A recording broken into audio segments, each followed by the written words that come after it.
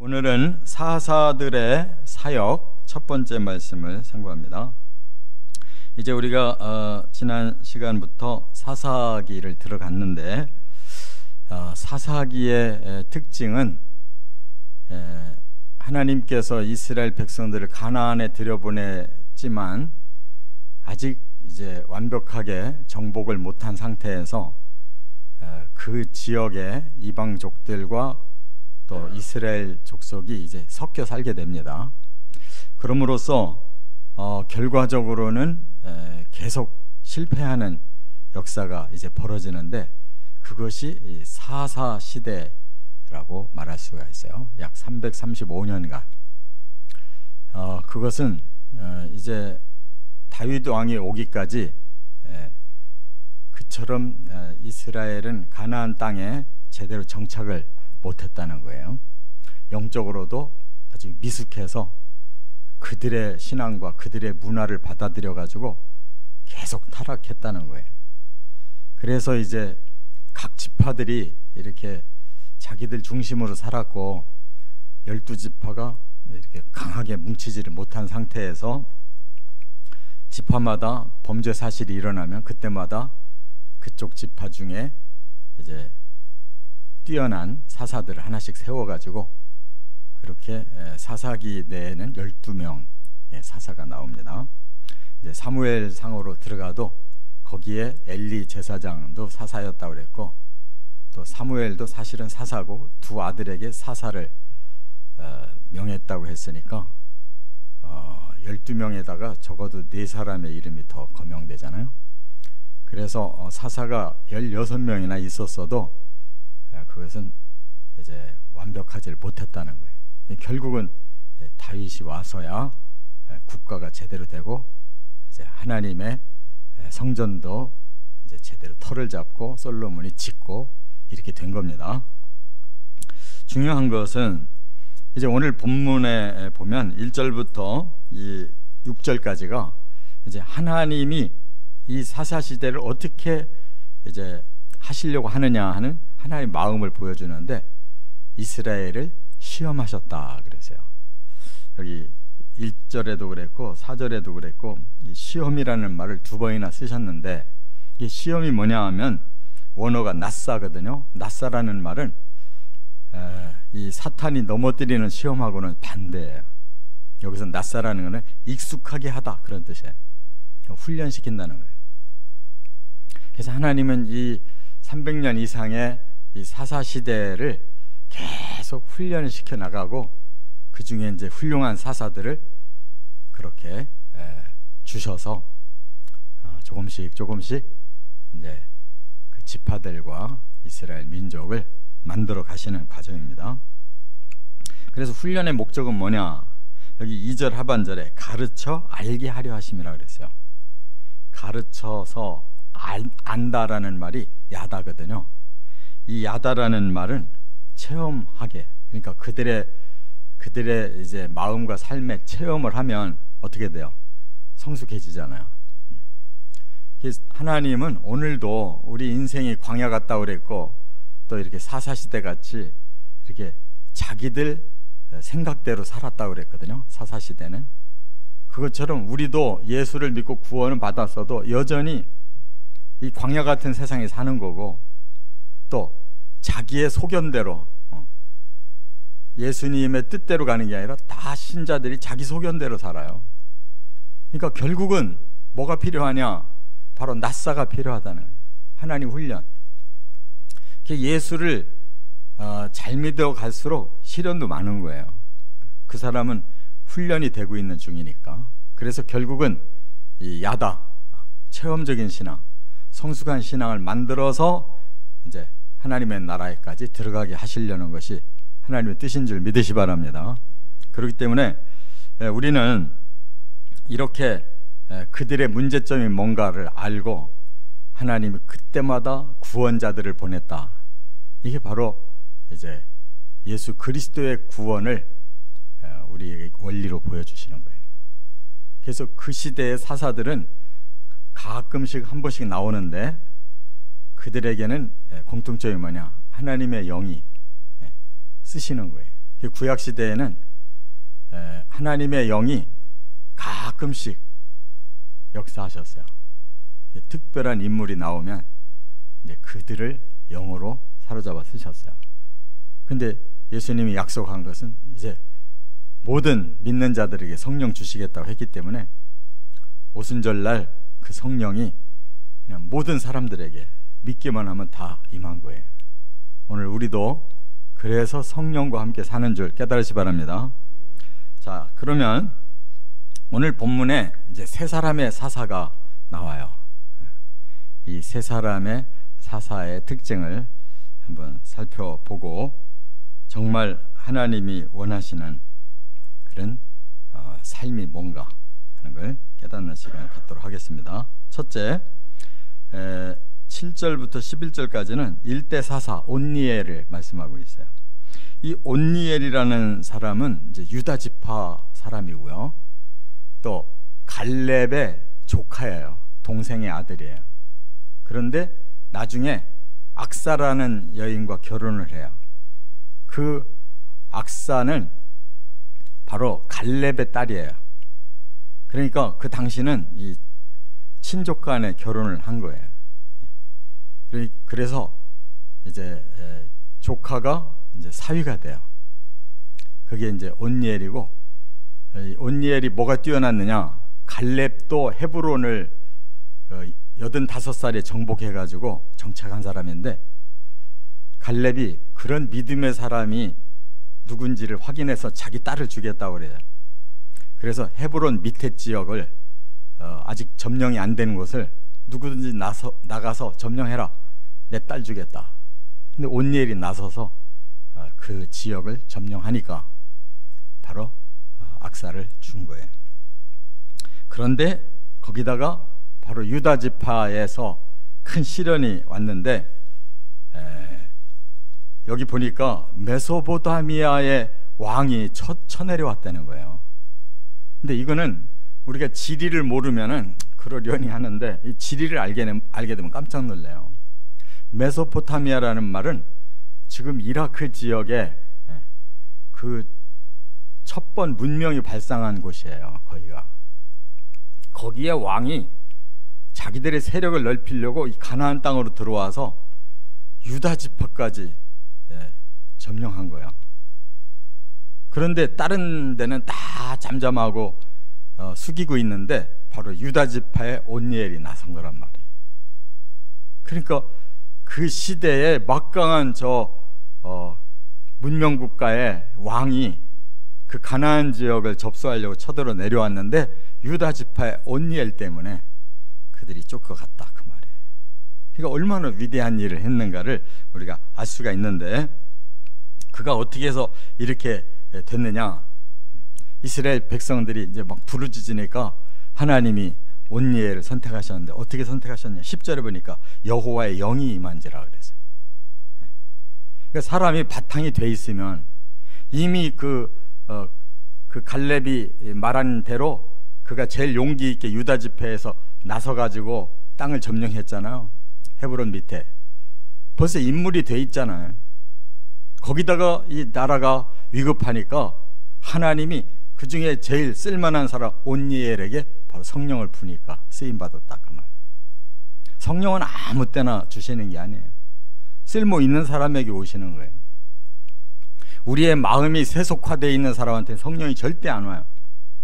하나님을 사모하고 의롭게 살고 싶고 하나님이 일하고 싶은 사람에게 성령이 오는 거예요. 깨달으시 바랍니다. 비리비리한 사람에게 성령이 왔는데 갑자기 변하는 게 아니라고. 근본 바탕이 돼 있는 사람에게 성령이 와서 그 사람을 활성화시키는 거예요. 그냥 말로만 맨날 성령 부르지 마, 소용없어요. 성령이 오실 수 있는 바탕을 우리가 만들어야 오시는 거예요. 깨달으시 바랍니다. 그래서 11절에 보니까 그가 이제 싸워서 물리치고 40년이 그 시대에 평화가 왔다는 거예요. 왜? 그가 40년 다스렸으니까. 그가 다스린 40년 동안 평화가 왔대요. 그럼 우리는 여기에서 핵심을 알아야 돼요. 하나님은 다수를 쓰는 게 아니에요. 하나님은 민주주의 하시는 분이 아니라고요. 어리석은 백성들의 다수결로 세상을 끌고 가는 것은 하나님 뜻이 아니에요. 이거는 사람들을 무시해서가 아니라 사람들은 다 죄성을 가지고 자기 소견대로 살으려고 그래요. 그래서 어리석은 사람들이 다수가 뭘 결정하면 그 방향으로 가는 거라고요. 근데 사람들은 민주주의가 최선인 줄 아는데 아니에요. 성경은 민주주의로 하지 않았어요. 하나님이 쓸만한 사람을 골라서 성령을 부어서 그 사람이 그 시대를 만들어가게 하신 거예요. 깨달으시길 바랍니다. 그런 인물을 우리가 찾아야 되는 거예요. 그런 인물을 달라고 기도해야 되는 거라고. 뭐 민주주의, 뭐 다수결에 의해서 교회에서도 그걸 한단 말이에요. 교회에서도 그런 엉터리가 어디 있어요? 응? 누가 하나님의 뜻을 순종하는 사람이냐, 누가 하나님이 능력 준 사람이냐를 찾아야지. 그래서 똑바른 방향으로 끌고 가는 지도자가 있어야 되는 거지. 교회가 무슨 다수결이에요. 하나님의 원리를 모르는 사람들이 하나님의 뜻을 찾아서 그런 사람들을 길러내는 것이 교회인 줄 믿습니다. 두 번째, 12절부터 30절 2대 사사 에훗을 여기서 말씀하고 있어요. 에훗은 누구냐? 여기 보니까 그가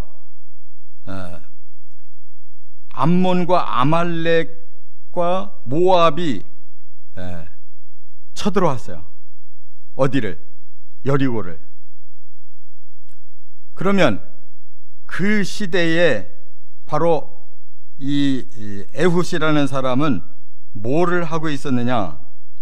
그는 베냐민 지파의 사람인데 왼손잡이라고 이렇게 말씀을 했어요.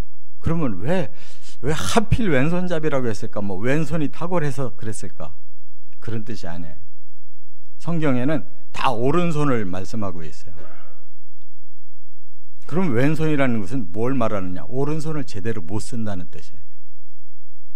장애가 있었다는 뜻이에요. 그런데 사람의 육은 장애가 있었으나 그가 바로 하나님 앞에서 쓰임받을 마음의 그릇이 돼 있으니까 바로 베냐민 사람 게라의 아들 왼손잡이 에훗을 들어서 그가 이 연합국들을 쳤다는 거예요. 암몬, 모압과 암몬과 아말렉 연합국을. 근데 보세요. 이 모압도 형제국가고 암몬도 형제국가고 아말렉도 형제국가예요. 다 아브라함의 자손들, 그 조카의 자손들이라고. 그런데 그들이 제일 먼저 이스라엘 지금 치고 오는 거예요. 그러니까 원수는 멀리 있는 게 아니에요. 가까운 사람들이 원수 노릇하는 거예요. 그런데 중요한 것은 바로 그 제일 가까이 여리고에서 제일 가까운 그러한 지금 베냐민 지파에 하나님이 쓸만한 사람을 빨리 찾았는데 그가 장애가 있는 에훗이었다. 그래도 그 바탕이 하나님의 성령을 받고 힘있게 일할 만한 영적 능력과 지성이 있는 걸 보시고 그를 사용했는데 그가 모압 왕을 자기의 무력의 힘으로 자기의 또 손의 능력으로 할 수가 없으니까 지략을 사용해요. 어떻게 지략을 사용했느냐? 그 모압 왕 에글론에게 공물을 바치러 가겠습니다. 그래서 허락을 받고 왕실까지 들어가요.